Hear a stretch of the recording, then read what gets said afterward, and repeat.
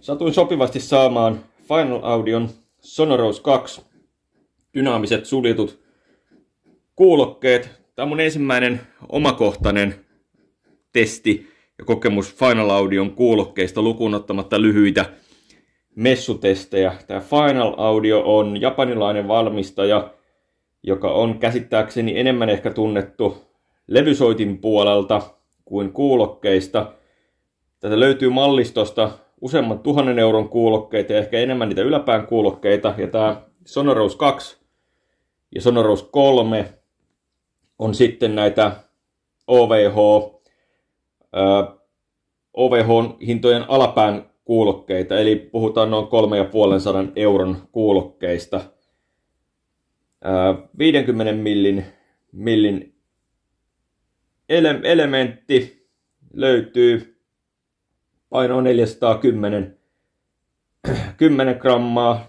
Ainakin Final Audio itse sanoo, että näissä löytyy samat elementit, mitä heidän useamman 1000 euron kuulokkeissa, mutta ainoastaan tuunaus ja muuten käytetyt materiaalit on vähän edullisempia, mutta sepä nähdään sitten. Katsotaan miltä nämä vaikuttaa. Miten nämä on mulle pakattu. Ainakin hyvin on pakattu.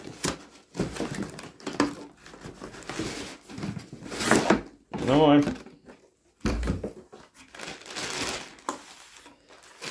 Mukana tulee 1,5 metrin kaapeli. Tsekataan se ensimmäisenä. Hyvin hifimänmäinen lakuletku. Tämmönen kuminen. Tää on ihan pätevää itse asiassa perusletkua. Tää ei mene kovin hyvin. Huomaa kuinka nopeasti tää saa kerittyä siistille rullalle.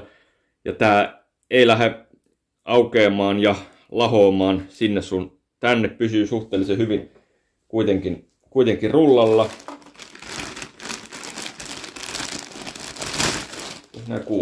Mitäs nämä kuulokkeet? Jämäkkää materiaalia on ensimmäinen fiilis. Aika paksu, leveä pääpanta, suht hyvin pehmustetta, leveätä alumiinia, mihin kupit tulee kiinni, tämä tukiranka. Kupit melko isot, vähän Nuraphone tulee mieleen, aika pyöreät, mitkä ei yleensä mulle välttämättä istu kovin hyvin. Saadaanko pehmusteet? No en viitti alkaa repiin, täytyy selvittää miten ne aukeaa.